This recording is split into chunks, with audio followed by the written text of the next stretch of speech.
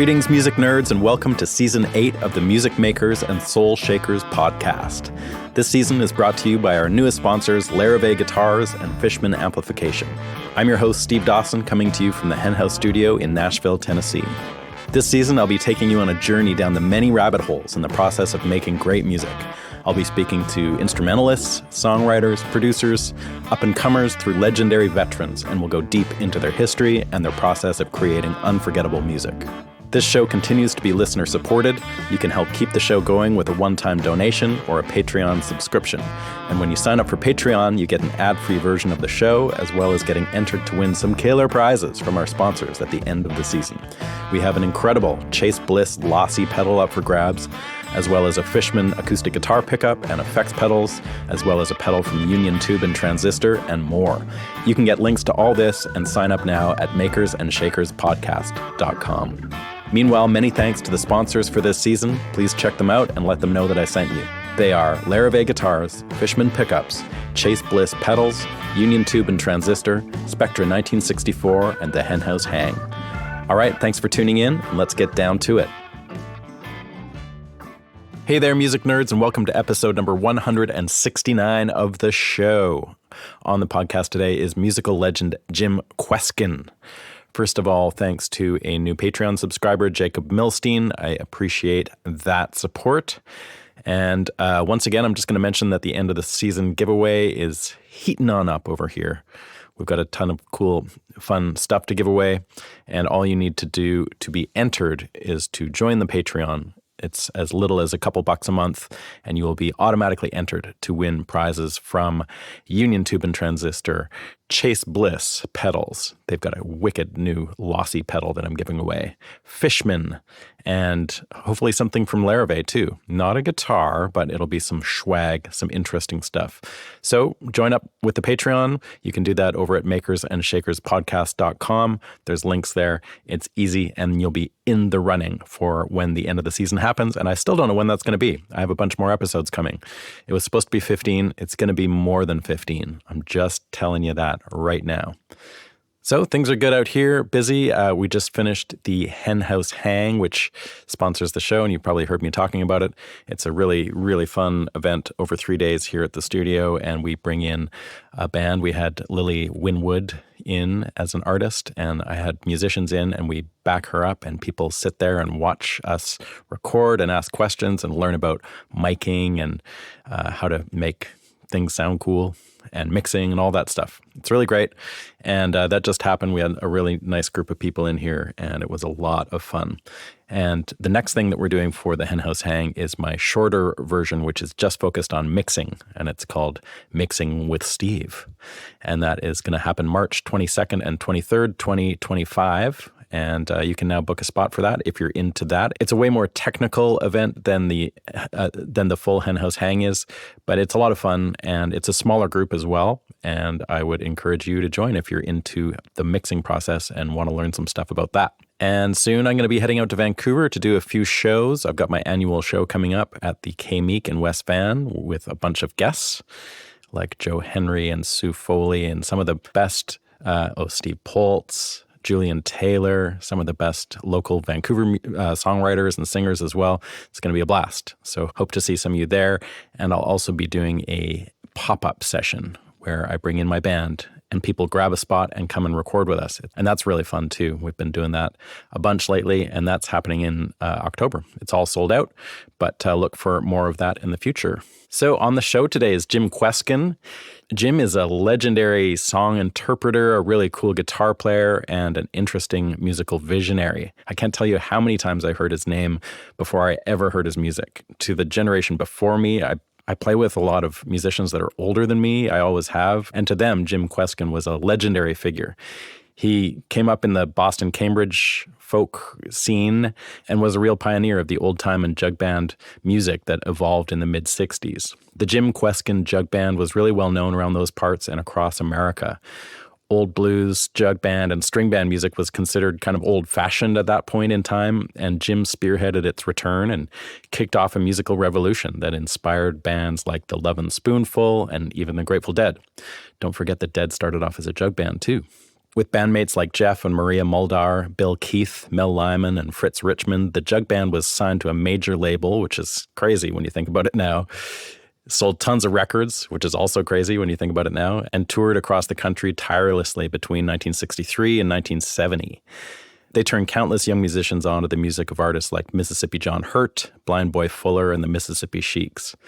Jim was right in the middle of that revival that happened and met a lot of those old blues performers and has some interesting stories about his encounters with them. He's continued making records and performing under his own name, and he's just put out a really cool album called Never Too Late, which is mostly duets with some of his friends on vocals, like Maria Muldaur, Meredith Axelrod, and lots more. I got to play with Jim when he was doing a show with Geoff Muldaur once in Vancouver about, I don't know, I thought it was 10 years ago, but it's probably more like 15 years ago, and it was a great time, although I don't think he remembers that, but that's okay. I'm not going to go too in-depth on his bio here because in the interview, he actually had a bio prepared and read it to me, which you'll hear him do. It's a first for the show. It's really cool, though, and it's well written, and I think you'll dig that part of the conversation where I just tune out and he reads this really cool bio that he's written. You can get all the latest info on Jim at jimkweskin.com. And now enjoy my conversation with Jim Kweskin.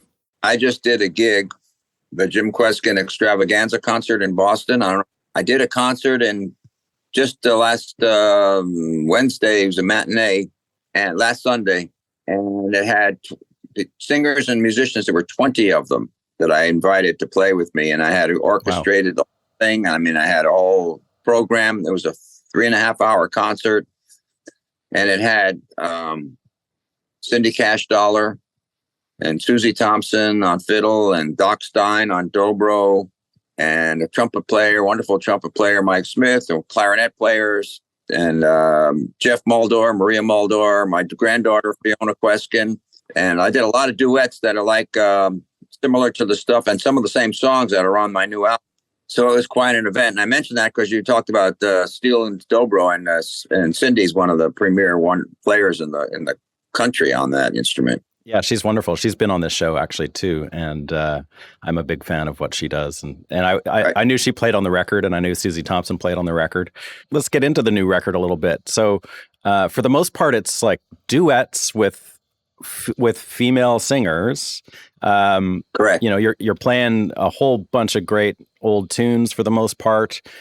Some of them I recognize from your earlier catalog, like they're songs that you've redone. Tell me a little bit about the process of deciding to make a record. Like, what gets you going to make a record now? By the way, I do that a lot. I redo songs a lot when because my earlier recordings of it are, I have one version of it, and I feel like now that been playing for a long time, and I have people that I like to play with, and we do that song, I feel it deserves a second take, second version. Sometimes I do. Song like Blues in the Bottle, I think I've recorded it 4 times. Wow. Anyway, over the decades.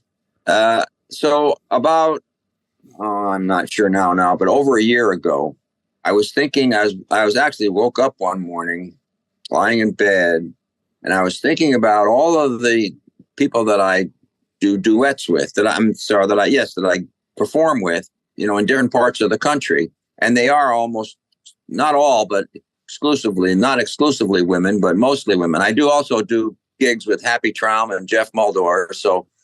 But a lot of these gigs are just so enjoyable to me. And we've worked up some tunes, and we always have 2 or 3 tunes that are our specialties.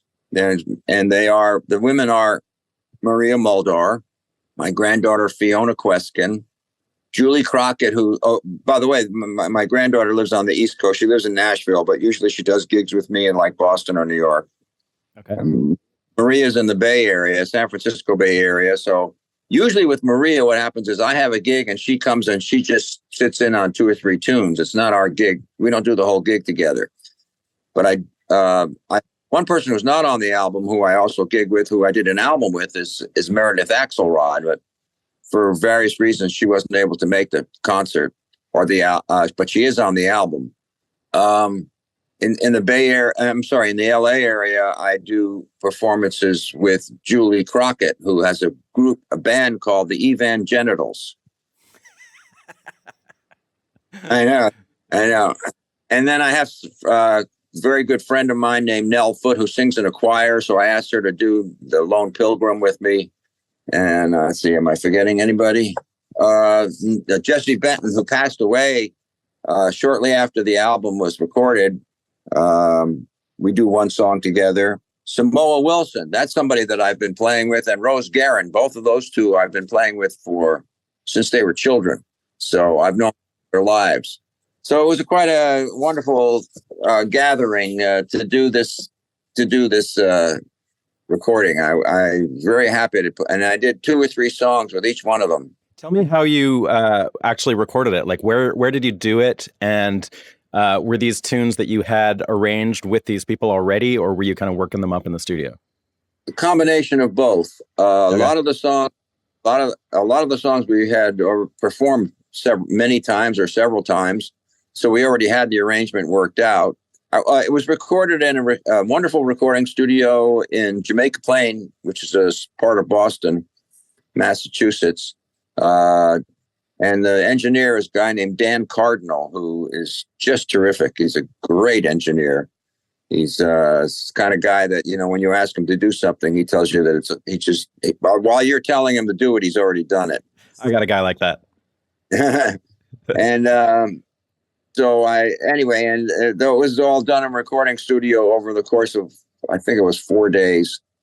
It was quite a gathering, and then we would first I would record the songs with one of them, and then the other one, and then some of them joined in on recordings. Like I did a couple songs with Rose Guerin, and Fiona and Samoa joined in, and when we did Mother Earth with Rose, I mean, everybody joined in and made a little choir behind her, and same thing with Nell sang the Lone Pilgrim. All the singers joined in and made a choir behind her and stuff like that. So it was just a lot of fun. Was everything done pretty much live, or were you doing overdubs as well, or how did you roll in that department? I would say 95% of it was live. Occasionally, after the recording was done, for instance, I did a song with Julie Crockett called Moby Dick.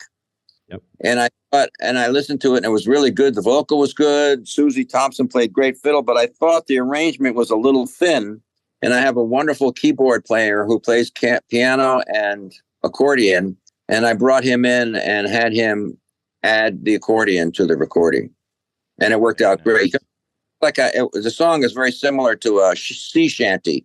Yeah. So, its accordion is a similar sound to a concertina or something that you might find in a sea shanty. So it worked out great. But so it's a little bit of overdub.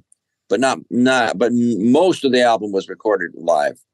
And did you have all the tunes and the arrangements planned beforehand, or were you kind of working that up with people as you went? Everything was worked up about to a large extent, but we fine-tuned it in the studio. Okay. So tell me how you find songs. Like, you're not a songwriter. I don't know if you've ever written songs really, but you're known, like, I think of you as a song interpreter more than a songwriter.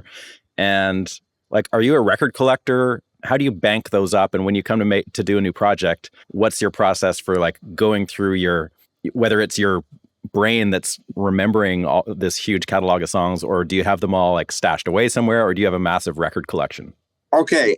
You know what I'm going to do? I wrote this up. I'm going to read it to you. All right. A statement, if you will. Yeah. Well, and then we can go take it from there. But this would explain a lot of it. Okay. All right. I am not a songwriter. If you want to categorize me, you can call me a song interpreter, as you said, or in older days, I would be known as a songster. I sing songs from many different genres, including traditional folk, early jazz, early 20th century pop, acoustic blues, old-timey mountain and country, ragtime, singer-songwriter, and jug band music. When I was around 6 or 7 years old, I fell in love with my father's collection of old 78 RPM records, mostly early jazz by artists like Sidney Bechet, Fats Waller, Cab Calloway, Big Spiderbeck, Louis Armstrong, Hot 5 and Hot 7, Bessie Smith, and Jelly Roll Morton. My father also had some Lead Belly records, which I really loved. I listened to these records all the time, sometimes late at night, quietly in my room with my ear against the record player when I was supposed to be asleep, lying in my bed, being enthralled by Louis Armstrong's spectacular historic solo trumpet intro to his 1928 Hot Five recording of West End Blues, or Cab Calloway's Kicking the Gong Around. I was the only kid I knew who loved or even knew about this music. My friends had pictures on their walls of their favorite sports heroes or movie stars. I had a big bulletin board in my room filled with pictures of my early jazz heroes. Like my friends, I also really liked the popular music of the day. It was being played on the radio. This was in the late 40s and early 50s. I was born in 1940. I especially loved early rhythm and blues and doo-wop when they first hit the airwaves. The first records I ever bought on my own were 78s by Chuck Berry doing Maybelline and Fats Domino doing Ain't That a Shame. When I was 13 years old, my parents started sending me off to summer camp for a month or so each summer, where a few of the camp counselors played guitar and sang folk songs. That was when I fell in love with folk music. It made me want to learn how to play the guitar, so my parents got me a nylon string guitar, and I started taking lessons from a jazz guitar teacher. It was fine at first. I learned some chords and some basic techniques, but I soon realized that he wasn't teaching me what I wanted to learn. I wanted to sing and play folk songs using my fingers. He was teaching me to flat pick diminished chords and flatted ninths. So I quit. At that time, I started listening to folk music records a lot. The folk music I heard and that was around at that time was by singers like Pete Seeger, Burl Ives, the Weavers, Josh White, Cynthia Gooding, Theodore Bickel, and Harry Belafonte. In 1958, I went off to Boston University. Just as the Kingston Trio was having a major national hit of Tom Dooley, which led the way to the popularity of commercial folk music by groups like the Journeymen, the Chad Mitchell Trio, the Brothers Four, the New Christie Minstrels, and eventually Peter, Paul, and Mary. Suddenly, folk music was all over the radio. I didn't particularly like that type of folk music. To me, it was pop music with a guitar. I guess it was okay, but I was looking for something that made me feel the way Leadbelly and Bessie Smith did. As a freshman, I started hanging out at the local folk music clubs and coffee houses like the Cafe Yana, which was near Boston University, and the Club 47, which was in Cambridge near Harvard. In my sophomore year, two things happened to me that changed my life. First, I listened to a collection of albums called the Harry Smith Anthology of American Folk Music. It blew my mind. That was the first time I heard artists like Mississippi John Hurt, Uncle Dave Macon, the original Carter Family, Clarence Ashley, Buell Kazee, Furry Lewis, Henry Thomas, the Memphis Jug Band, Gus Cannon's Jug Stompers, Charlie Poole and the North Carolina Ramblers, Blind Lemon Jefferson, Blind Willie Johnson, and so many more.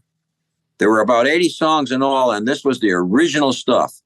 I could tell that these were the kind of musicians that Pete Seeger and Burl Ives had learned their songs from.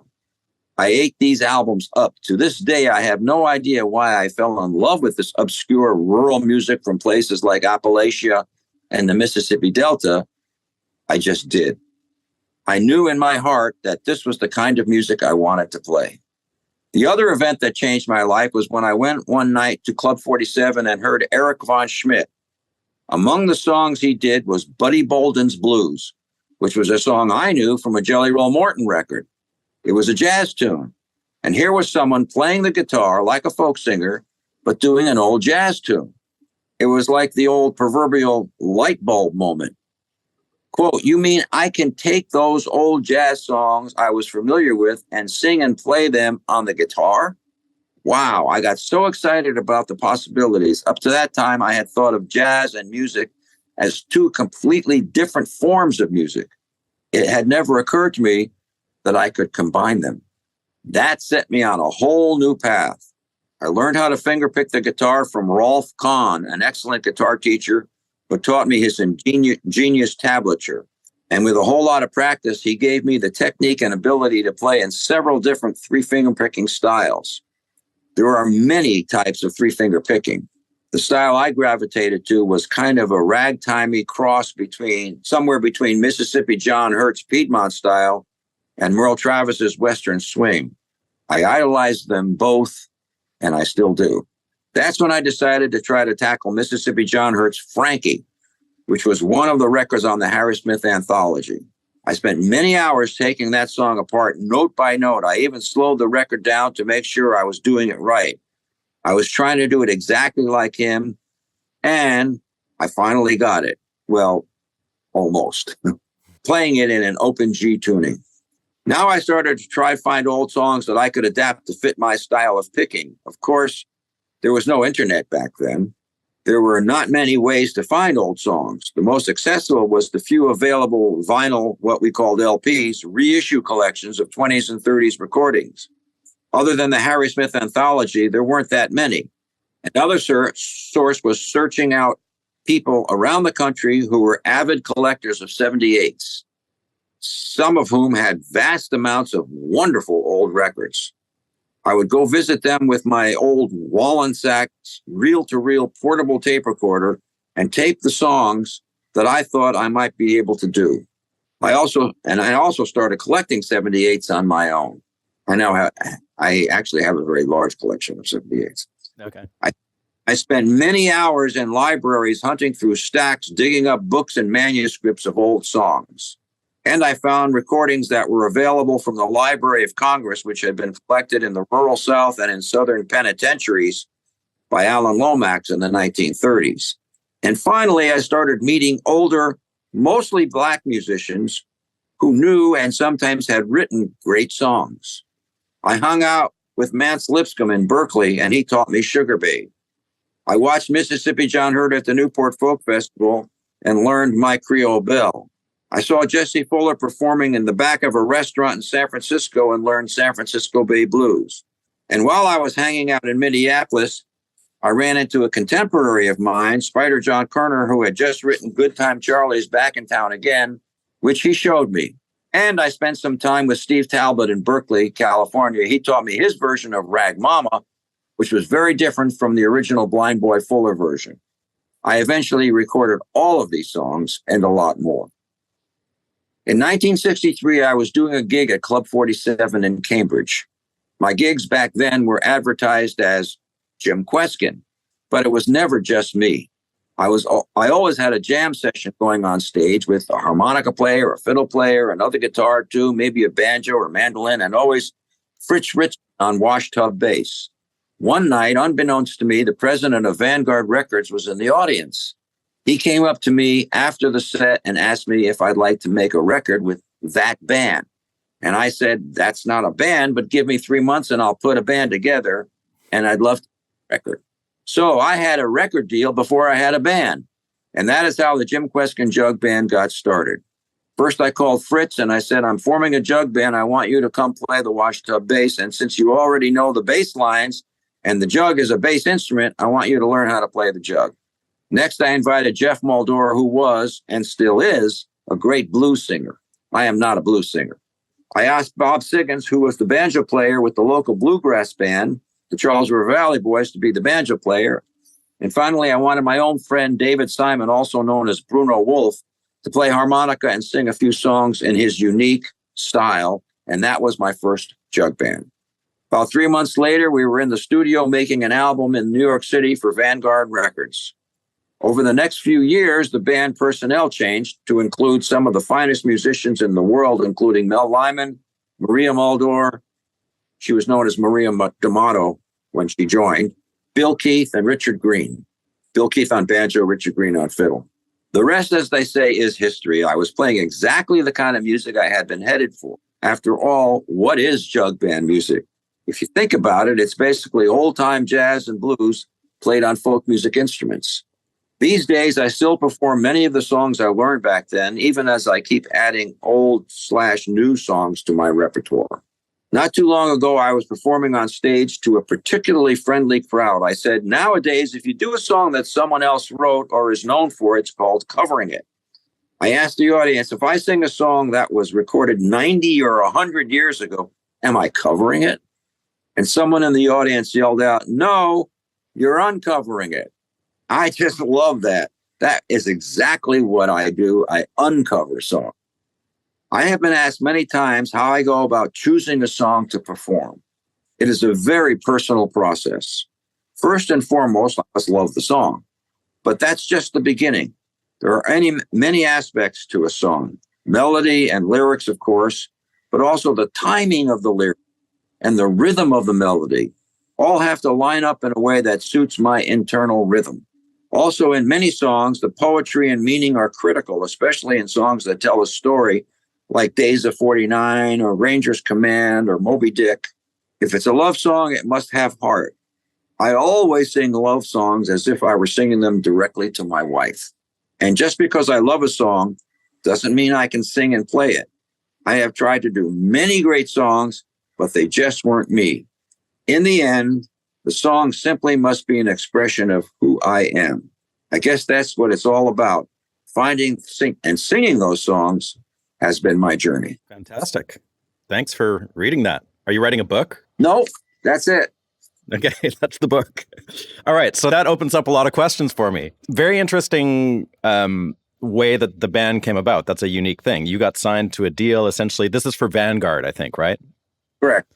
So you were signed basically as yourself. They assumed that you had a band because you're up there jamming with your friends. Tell me a bit about that scene. Like, were you guys down at, is it Club 47? Is that the one that you were at a lot? Okay, so Club 47 was obviously like the epicenter, but were you guys down there like constantly playing every night, or was it like a weekly thing? Or just tell me a bit about the scene and what was going on.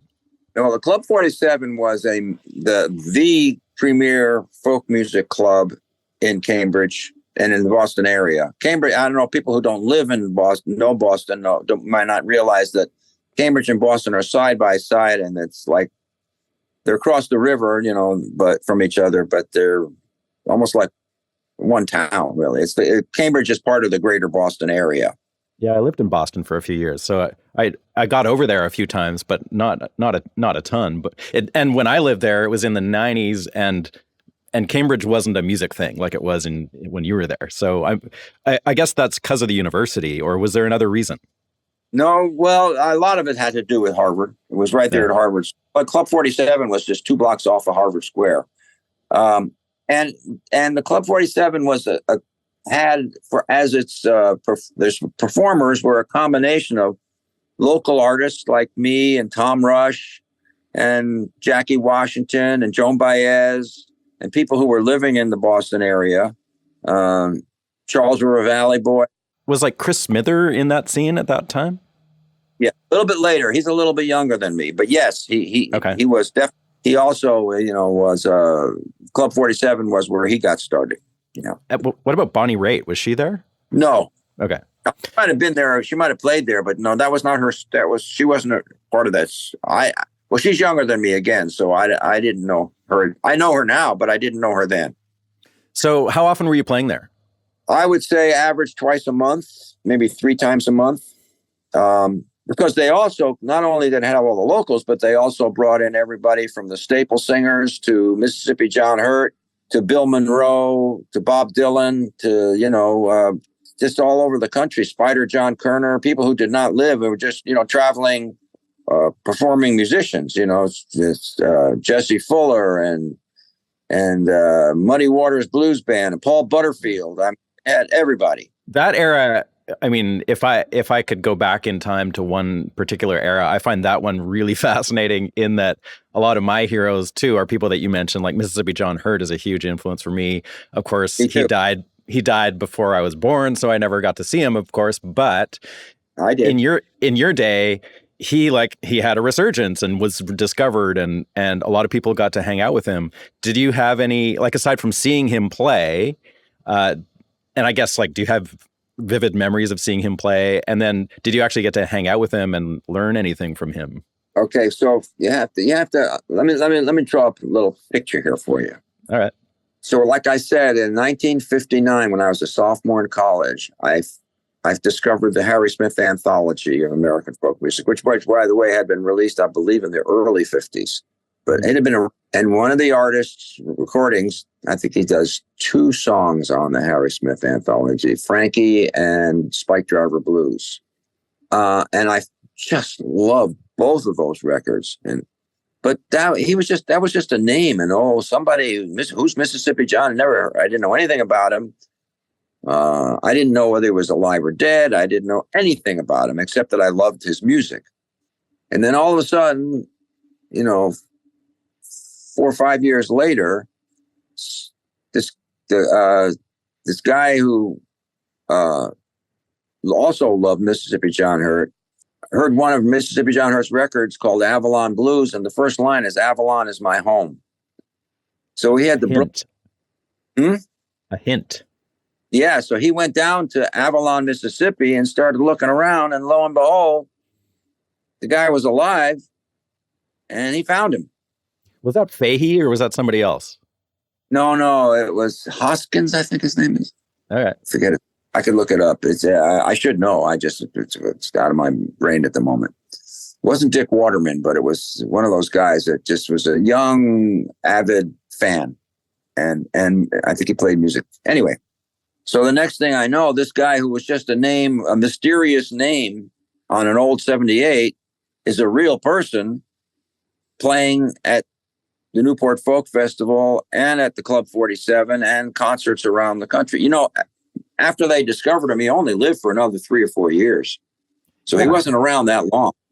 But those records he made in the 60s, I think are like they're very different from his 20s recordings, but they have a unique charm to them as well. Like he's older, playing a little slower, a little more soulful, and it's a very cool resurgence that he had at that point.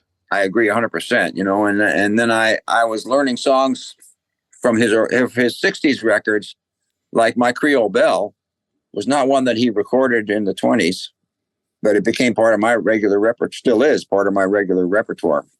And I did, Angels Laid Him Away. And I have recorded a bunch of Mississippi. I've recorded Spike Jarvis Blues, Frankie, Miss Creole Belle, Angels Laid Him Away, and 2 or 3 other Mississippi John Hurt songs. Anyway, so I was thrilled to sit at his feet and watch him pick, because he was, and his picking he's not like some incredible technique. It's not like, Merle Travis or Chet Atkins or one of these guys that's all over the guitar. It's mostly down at the, on the lower frets of the guitar, but it's so beautiful and so unusual. And his rhythm is so great. His picking is so clean, and his singing is so sweet. And he's a really nice guy. So did you meet him? Yeah. Yeah. Many times. I went to parties where he was there. He was just, he became part of the scene for a short while. And he was a nice fellow and like extremely. You could not meet a nicer guy. Did you ever talk to him about making his early repertoire is very finite. I think there's like 28 songs or something. Did you ever talk to him about making those records? I did not. No, but people did. I didn't, but other people did. Yeah. Did he ever show you any parts to songs or say, "Hey, Jim, you got that part wrong. Let me show you this"?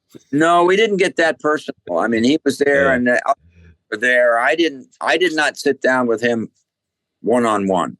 I didn't get to know him that way. I got to know him as I was one of the groupies, just sitting at his feet and worshiping him. What about Gary Davis? I know he was around a lot in New York and was a part of people's lives. Was he around the Boston scene at all? Very, very similar. Reverend Gary Davis was another one. In my, they were very different people, but my relationship with them with each one of those was very similar, which was I just, they were at parties too. I'd go see them at the gig, and then there'd be somebody having a party in an apartment, and we'd be sitting around, and there'd be music playing, and then Gary Davis would be there, and he'd be picking and singing, and he's another one that obviously his picking is just phenomenal, and I loved him too. And there was a bunch of them that Skip James was one, and so happening. Did you ever see him play? Yes, I was in places where he was, and Furry Lewis, and Jesse Fuller. What was Mance Lipscomb's vibe all about? I've only heard his records. I've never seen him like talk or anything. Like, was he around a lot in those days too? Was it a similar thing for him? Well, Chris Strackwitz brought him up from Texas, and he was mostly around on the West Coast, which is where I'm at. Matter of fact, I was staying at there's people named the Huffmans had a house in Berkeley, California, and Mance was playing at a club in town. I can't remember whether it was the Cabal or I don't remember what club he was playing at. But anyway, he was staying at the same house I was, and I woke up one morning late. I always got up late because we went to bed late, but probably around noon. And I went downstairs, and there was Mance sitting by himself in the living room, picking and singing. And he was doing a song called Sugar Babe, which is one of his tunes. And I said, oh, I'd love to learn that. And he taught it to me personally. Nice. And that became part of my repertoire. Amazing. Yeah. And he was a very, very nice, very quiet, and similar in a way to Mississippi John, quiet, not an unassuming person. When I've seen Mance Lipscomb, like when I've seen videos of him play, he's often playing like a harmony with a de-armond pick. Like he's sort of got a raunchy, almost electric tone coming out of his acoustic. Was he doing that at that point, or do you remember? I think a little bit later. No, when I saw him, it was straight acoustic. Okay, and same with John Hurt. Obviously, I don't think he ever got into plugging in. Did he? No, not that I know of. But there were other artists that had been around that I didn't get to meet. And one of my favorites of those old time guys was a guy named Pink Anderson. I know you're familiar with him, but I'm not sure when he passed, but he never made it up to as far as I know, to the quote unquote folk music scene of the 60s. Right. Yeah. Some of those guys were way more present than others. That's for sure. Elizabeth Cotton. Oh, did you see her? Yeah. Oh, she's amazing. Yeah. I love them. Talk about a wholly completely different setup. Yep. I mean, she played left-handed without retuning the guitar. So she's doing with my thumb, she was doing with her first and second finger. And what I do with my first and second finger, she was doing with her thumb. So it's a complete reversal. And when you listen to her play, something's a little bit different, but you really can't tell.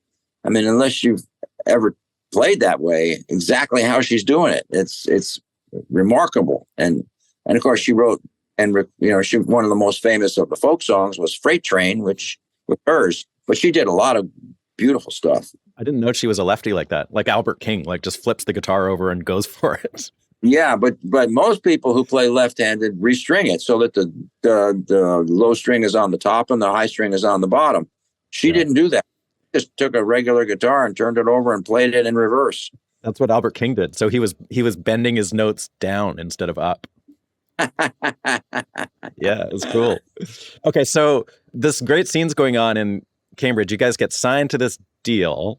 Tell me about making that record. Like, you guys went in. Was there any overseeing as far as the repertoire, or did they just say like, have at her, do whatever you want? And where was the record made? And like, what was the session like? You'd never been in the studio before, probably. It was a studio. No, it was a studio that was run by RCA.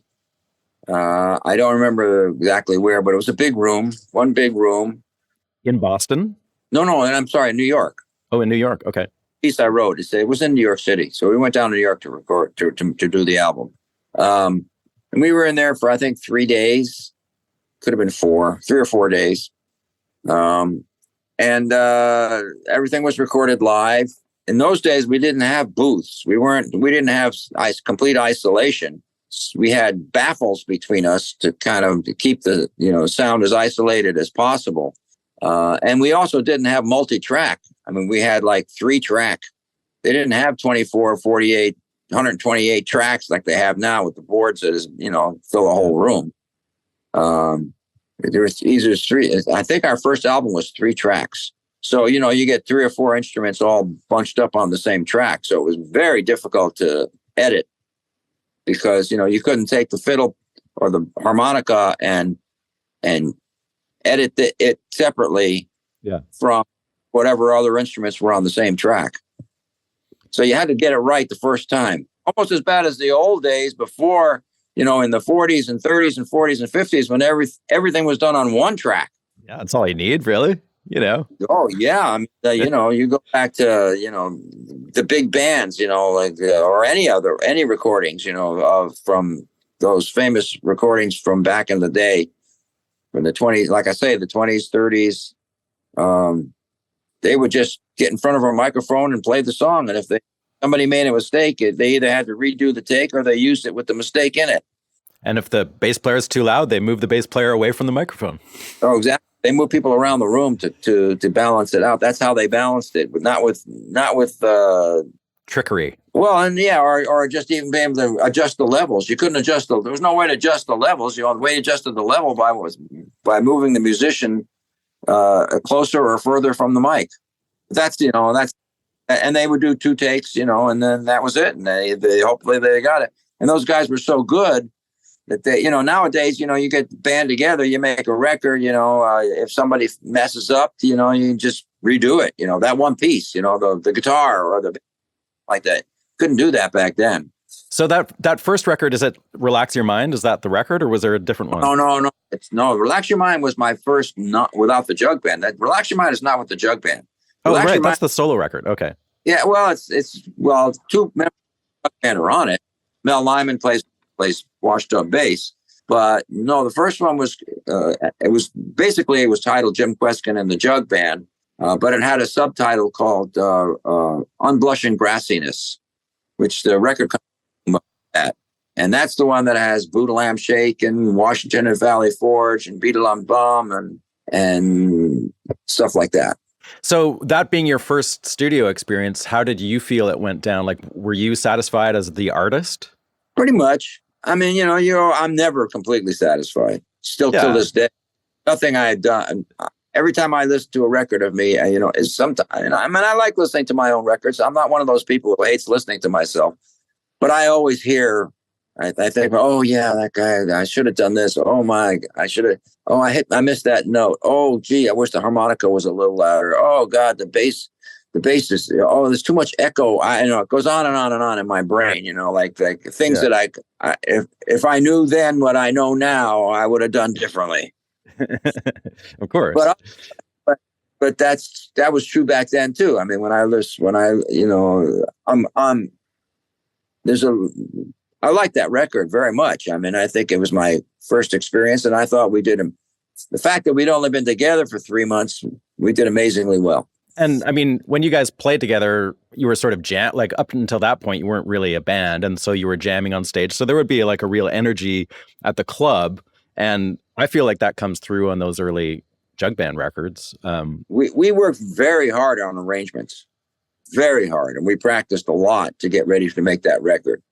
But we, if you listen carefully, you'll see there's in Borneo, ba ba ba ba ba, way down south. Where'd that come from? Ba ba ba ba. We just made that up. A lot of it was Geoff Muldaur. He was more than any of us. He was an arranger, still is, and he is. Now he's a composer and an arranger. But ba ba ba ba ba ba ba on just we came up with all these little riffs and things to do to make them different, to make them ours. And then rehearsed them a lot. Your Jug Band was very influential, but between, like there was other Jug Bands in the States, famously the Dead kind of started off as a Jug Band, and Lovon Spoonful with John Sebastian and all that stuff. But yours was kind of like the most legit in a way, and a very influential ensemble around America, I would say. Did you guys, were you touring, or did you just stick around Cambridge? No, we toured. We went around the country. Matter of fact, we did a bunch of TV shows, national TV shows. We were on a late night show called the Steve Allen Show. That was, oh wow. We did it 3 times. And back and when we did those shows, nowadays if a musical artist comes on like Colbert or Fallon or Kimmel, the very end they do 1 song. We were on early and we did 3 songs. Whoa, amazing! The first. Steve Allen Show 3 times. The first time we did 3 songs. Second time we did 2 songs, and the third time we did 2 songs. We did in 3 shows. We did 7 songs on the Steve Allen Show. Amazing. Are those up on YouTube somewhere? They must be. No, they're not, but they're going to be. Okay, cool. Yeah, and and so we did other TV shows. We did a lot of national TV shows, but I don't have a lot of them. I don't have. I've been trying to. There was one show we did where Mike Douglas, he had his own TV show. And Betty Davis was on the show with us, and I got her to play washboard with us. Don't have the damn thing. I can't find it. It does, as far as I know, a filming of it or a video or recording of it doesn't exist. And just pissed, like when we did the Steve Allen show, Johnny Carson came on the show. He had his own show, but he was visiting the Steve Allen show, and he played kazoo with us. Oh my God! Yeah, you gotta get that stuff out there, man. That sounds amazing. I know. We will. So, how did the career of the Jug Band? Like, I know you guys weren't really recording for that long, but there's C Reverse Side for Title. There's Garden of Joy, right? Like, you made how many records in those years? 4? Well, we did. Let's see. We did Unblushing Brassiness. The second one was called Jug Band Music. I don't know that one. That's the one where Maria sings "I'm a Woman." Oh, I got to look for that. Oh yeah, that's the first two. I really like. The next one was called C Reverse Side, and then we would change labels and we went to Reprise. We were from Vanguard. We went to because Albert Grossman became our manager. Oh, okay. And then what'd you say, Johnny? Children's album.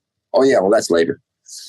And then we did Garden of Joy for Warner Reprise. So when you did Garden of Joy, that's like a kind of a bigger, was that like a real major label signing? Like, was there more of a budget involved and more promotion and all that? Yes. Well, we changed towards the last couple of years of the Jug Band. Everything changed because we changed managers. We went from having Manny Greenhill, who was our Boston manager, and he was very much just in the folk music world, and a good guy, and he did a fine job. And we recorded for Vanguard, which was a more independent label, although they had a lot of great, and they sold a lot of records. But then we signed with Albert Grossman, who was a powerhouse of a manager. He was managing Peter, Paul, and Mary, and Bob Dylan, and a whole lot of other people. Paul Butterfield Blues Band, and he wanted to sign with a major record label, which was Warner Brothers. Subsidiary called Reprise. It was Frank Sinatra's label. So it was a step up. I'll tell you a funny story. I do construction. I was in the construction business for many years and one of the people that we did some work for is David Geffen. Oh, really? Yeah. Did his house. Wow. So we're talking to him and a couple of us from Fort Hill Construction and maybe the architect was there. Anyway, we had this meeting, and I never talked about being a musician to anybody when I'm doing construction because I don't want them to think I'm doing anything but focusing on their project. The end of the meeting, he comes up to me and says, totally out of the blue, he says, "Wasn't Albert Grossman your manager?" So he totally knew the whole time. And I said, yeah. He said, "Do you remember you used to come into Grossman's office and there was a young kid over in the corner, always on the phone, booking your gigs?" And I said, yeah, I kind of remember that. He said, "That was me." That's crazy. So he worked for Grossman. He didn't actually. He was an independent guy. He was in his office, but he wasn't an employee, but he was independent, but he worked in Grossman's office. Anyway, I thought that was really hysterical. I can Geffen was my booking agent. Not very many people can say that. Became a little more wealthy than me. Yeah, no doubt. So I've heard you say that you kind of got sick of the Jug Band. What artistically were you feeling stifled in that situation? And what happened after that? That was your last Jug Band record, right? The Garden of Joy? Yes, until we did the Jug Band Extravaganza in the 2000s. Yeah. But what was going on for you musically at that point that kind of made you want to get away from that whole thing? A number of things. First of all, I had my first child. Mm-hmm. And my wife and I were living in a communal family up on Fort Hill in Boston. And so there was, my family life started to become way more important to me than my professional life. I didn't want to stop playing music, but I wanted to slow down. But I mean, I didn't want to stop performing, but I shouldn't say play music. I would never stop playing music, but I didn't want to stop performing, I should say. But I wanted to slow down. But also I was getting tired or becoming disappointed in the direction musically that the jug band was headed. We were becoming less and less of a jug band. And, with the old, I don't know, it was getting musically, it was heading in a direction that was not comfortable for me. It was a little overly arranged. And I felt like we were starting to repeat ourselves and imitate ourselves. And we would get it on TV shows, and they would dress us up in costumes and put it, and we would lip sync and to our records. And I just wasn't happy with any of that. And it was starting to be quote unquote showbiz. And I didn't want any part of that. How successful were those records? Like, I don't really have a gauge of that. They sold in the low hundreds of thousands, I would say. That's amazing. Maybe, yeah. We didn't have any gold records, Either the low hundreds of thousands or the very high tens of thousands. I'm not sure. Somewhere between 90 and 150,000, and maybe somewhere in there. Just thinking that music like that could sell that many records is staggering to me. Like, especially these days, it's incredible. Me too. I mean, we're talking about, doing songs that were popular in the 1920s and 30s. And, who's even interested in that music, Well, there are a lot of people, even to this day, there's a lot of, old timey bands and young folks taking up jug band music and Appalachian music and all that stuff. It's not in the mainstream, but it's all over the country. It's all over the world, really. They have a jug band festival in Yokohama. I heard about that. You played there, right? Yeah, couple times. Yeah. So, I mean, there's a bunch of people that, quite a number of people around the country and around the world who love that music. And that's my fan base. I guess you broke the jug band up and you did Jim Kweskin's America, which I love. I've been listening to that record all week. I think that's a really great sounding record. Thank you. Probably underappreciated, I think. Was that something that was easy to put together? Like, did you have to find a new label? Were you kind of starting from scratch, or did you just sort of walk into a new situation? Well, I had made friends with Mo Austin of Reprise Records. Yeah. And so I went to him and said, I'd like to make a solo album. And I wanted to put some good musicians together. And he said, sure. So we did. And I already had a label, because the jug band had already recorded for Reprise just 4 years earlier. Yeah. This was 72. The last jug band record was done in 68. This is only 4 years later. So I had a label. And I'll tell you another interesting story. I wanted a dobro player or a slide guitar player on this album. I was going to ask about that because the dobro playing on Jim Kweskin's America is insanely good. Who is it? Yeah. Ain Smith is his name, but I did some, I had people come and try out for it. And one of the people I had try out for it was a very young Ry Cooder. Really? Yeah. And he was a great player, but it wasn't the sound I was looking for. Yeah. So I did not hire him.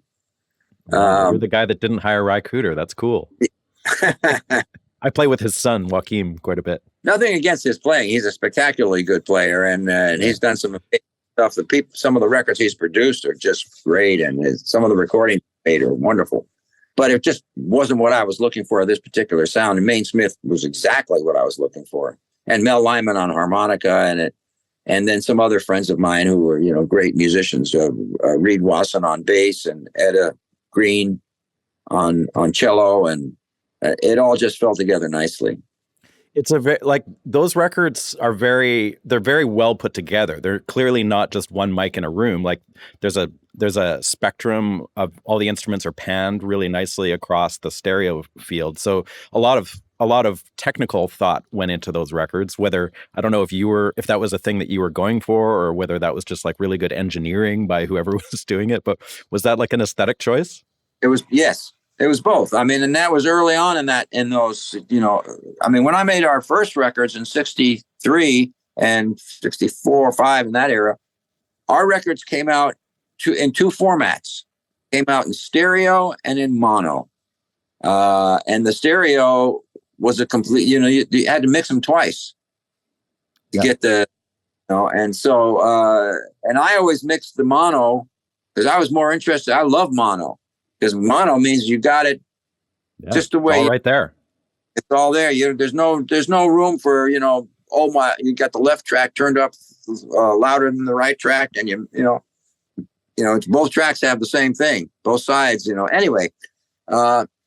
So as time progressed, technology progressed, the microphones got better, more and more tracks, mono turned into stereo and stereo turned into surround sound. And it just, and then Dolby came in and it's just one thing after another. So every era over the decades, there's been major improvements in sound recording technology. And so, the Merrick album I had an opportunity to do something that you couldn't even have done that 4 years before. Right. Exactly. Yeah. And was that done do you remember what studio you were in for that record? It was in San Francisco. And I don't remember. I think it says on the album. I just don't remember the name, but it was in San Francisco. Yeah.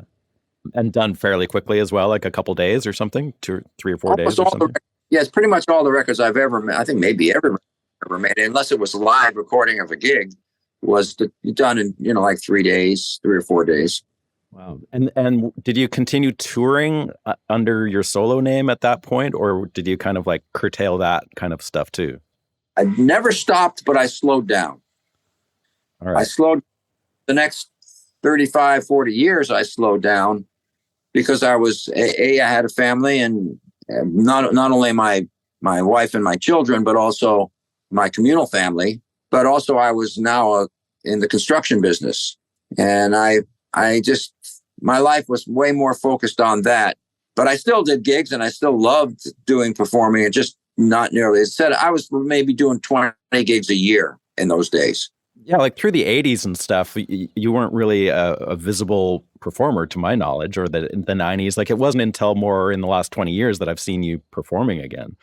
Well, I retired from Fort Hill Construction in 2016. Okay. Yeah. But I was around in the 80s and 90s. I was performing. Mm-hmm. I did some recording back then. I recorded for a label called Blick Street Records. I did 3 albums for them, including a children's album, and one called Jim Kweskin Lives Again. And you probably don't have those, right? I don't have those. No. Side by Side. What year is that from? That would be 1980. Oh, I don't think so. No, there's sort of a big gap in what I have from like 75 until the more recent stuff. I have the new record, of course. And would you like me to send you CDs? I actually don't have a CD player, but I'll see if I can find them around. Okay, so do you have the Jug Band Extravaganza and those records that I did in the early 2000s? I have Jug Band Extravaganza. Yeah, that's because that one's available pretty widely right now. Do you have the one that I did with Meredith Axelrod called Come On In? No, I do not. That's my biggest selling record right now. Is it? Yeah, you should get a hold of that. It's good. Okay, I'll look for that one. Geoff Muldaur called Penny's Farm. Yeah. I'm just trying to think. So I've done a lot of records over the last. I know you have, yeah. But even so, in the more, in the 80s and 90s, I've done some what I thought was some pretty good recording. Do you have the one called Unjugged? I don't have Unjugged. No. Is that a good one? All my records are good, man. So the construction thing, like that was a big part of your life. Was that something you were trained in, or how did that come about? Well, this place we bought up on Fort Hill, which is why we call ourselves Fort Hill Construction in Boston, in the Roxbury section of Boston. We bought a little, over the course of a few years, we bought up this whole little street, got 8 houses on it. It's called Fort Avenue Terrace, and it faces a city park. And all the houses were run down. This is when the 20s. I mean, when I was in my 20s, in the 60s, late 60s, early 70s, all these houses were in terrible need of renovations. That's why we bought them so cheap. We were able to get them for practically nothing. So a bunch of us in this communal family decided we were going to fix them up. And most of us, one or two knew about construction. Most of us didn't. So we spent the next 5 years fixing up these houses. And in the course of fixing up these houses, we learned how to do construction. So that was like the Mel Lyman community, or that whole thing sort of evolved. Great job with your houses. Friends of ours would say, can you come do my house? And like that. And so it grew from that. And did you move to California at some point in the 80s or 90s? You were sort of based out of LA, weren't you? Yes. Well, our family expanded, and we got a place in California. We got a farm in Kansas, and we got a little townhouse in New York City because we were doing jobs there. We were doing construction there. So we started, we just expanded as our business expanded. And that was you, Mel Lyman, and who else was involved in that whole thing? A lot of people whose names you would never have heard of. Just people who live I'm still living in this family. Did you and Mel continue playing music through that whole era? Oh, yeah. Yeah. Oh, yeah. Okay. You never had like a falling out as far as like when the Jug Band went away, that you guys just continued playing music together? Oh, yeah. And yes. And not just with Mel, but with, other members of the Jug Band as well. Although we didn't see each other, obviously, nearly so often. But we would get together once in a while, do a gig or at a party or whatever. We remained friends. But everybody in the Jug Band, when I broke up the Jug Band, was disappointed. But nobody, there was no animosity ever. Okay. And was that like, were Geoff and Maria both still in the band at that point when you ended it? And they stayed with Warner Brothers Records, and they got Mo Austin wanted them to record, and they did at least 2, if not 3 albums on Warner Brothers. Pottery Pie is one, and I forget the other ones, but they continued on as a duo and as a married couple for a number of years after that. Yeah, I didn't know when they fell apart. I knew it was sort of a long time ago, but I didn't know if it was like in the early 70s or whatever. But I guess I'm not they broke up, but it went on for a while. You've made this record recently. Is touring a thing that you're still interested in, or are you kind of done with that, or where are you at with touring these days? I am touring, but I've cut way back. My body I can't do what I used to do. 83 years old. I just can't. But I have a bad back. Whatever. What happens? You get old, man. Like Betty Davis said, getting old is not for sissies. But you'll go out and do shows around. So you live in Boston, correct? Yes. Okay. So you'll do shows around there if it comes up? Yeah. Well, let's say these people that are on this album are all people that I have done gigs with. When I'm in San Francisco, I do gigs with Meredith Axelrod, and I have Maria come join. When I do gigs in Los Angeles, I have Julie Crockett come play with me. When I'm in New York, Samoa Wilson plays with me.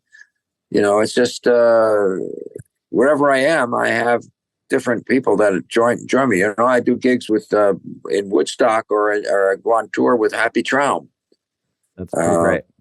And Geoff and I, when we were doing that Penny's Farm album, and before that, we toured together for 5 years, and then did the album. Yeah, that would have been when I saw you guys. I think was around then. The early 2000s, yeah. And do you feel like you want to make some more records still? Well, I was on I did 3 songs and was joined on a few others on Geoff's Texas Sheiks album. You have that one? I do. Yeah, I actually did a Mississippi Sheiks tribute record around that time, and he did a song for that as well. So we did. Yeah, I was involved in the whole Sheiks thing as well. And that's where I met Cindy Cash Dollar. Was making that record, and cool. Johnny and some of the and Susie Tom. I knew met Susie before, but anyway, yes, the Texas Sheiks was I think a really great record. I love that record. Even I do too. Yeah, the repertoire is so great and kind of undiscovered. I call it a Roots revival. Yeah. So you're on a couple songs of that? I didn't know that. I bottle on that. I sing My Mary with Geoff, and I sing Under the Chicken Tree. Wicked. Cool. Hey, did you know that I sing that I'm on a Sesame Street cartoon the number 12 called The Ladybug's Picnic? I did not know that. You ever heard that song? You remember that? Did you watch that? You bet I did, yeah. 4, 5, 6, 7, 8, 9, 10, 11, 12. Ladybugs came to the Ladybug's Picnic. That's me. No way. Are you on the show? No, I'm just in the soundtrack of the cartoon singing that song. Amazing. Oh, it was like an animated part of the show. Yeah, they had numbers. Yeah. They had little cartoons with numbers. They did 1 through 12. And there's a song for every one of them with a little animated cartoon of. They last like 40 seconds or something, a minute or something like that. I remember that. That kind of music lends itself so well to kids' music too. Like it's kind of a perfect segue, I would think, for you as well. So do you have plans to make any more records? Well, yes, nothing concrete yet, but I have some ideas. And one of the things is that this concert that we just did, this benefit concert, was recorded multi-track. So that may turn into a record. That would be great to do a live record, something like that. That would be awesome. I've done several live, Relax Your Mind. A couple of the songs on the Relax Your Mind album were live. Mm-hmm. The Jim Kweskin Lives Again is live. The Side by Side album that I did for Blick Street is live. The album I did with Meredith Axelrod, Come On In, is live. Yeah. So I've done album records before, and the Jug Band Extravaganza is live. So maybe a live album, maybe a studio record, or do you not feel inspired to do that? Don't know yet. Yeah. Do you still play a lot of guitar? Is it something that you're still working on? Yeah. If you listen to, and I have another album out that just digital on David Grisman's label, acoustic disc called Just Me. And that's me picking and singing. That's all it is. And the album I mentioned, Unjugged, I made it unjugged because I figure if people like Eric Clapton, when they're not playing electric, they're unplugged, then if I'm not a jug band, then I'm unjugged. I like it. And a lot of me picking and singing. Yeah, man, you've got a huge repertoire of stuff out there. I probably know half of it. Learn a lot more about all that too. All my records are listed in my website. Okay. Well, thanks so much for your time, Jim. I really appreciate it. It's nice to see you, man. And I love what you do and hope you keep at it. And then nice talking to you. Thanks for the music and good to talk to you. Take care. All right. Bye-bye. Music Makers and Soul Shakers is a bi-weekly podcast produced at the Hen House Studio in Nashville, Tennessee. Please remember to subscribe to the show wherever you get your podcasts and follow us on Instagram and Facebook. You can also find us at makersandShakerspodcast.com. Thanks again to our sponsors this season, Larrivee Guitars, Fishman Pickups, Chase Bliss Pedals, Union Tube and Transistor, Spectra 1964, and the Hen House Hang. Thanks for listening. We'll see you next time.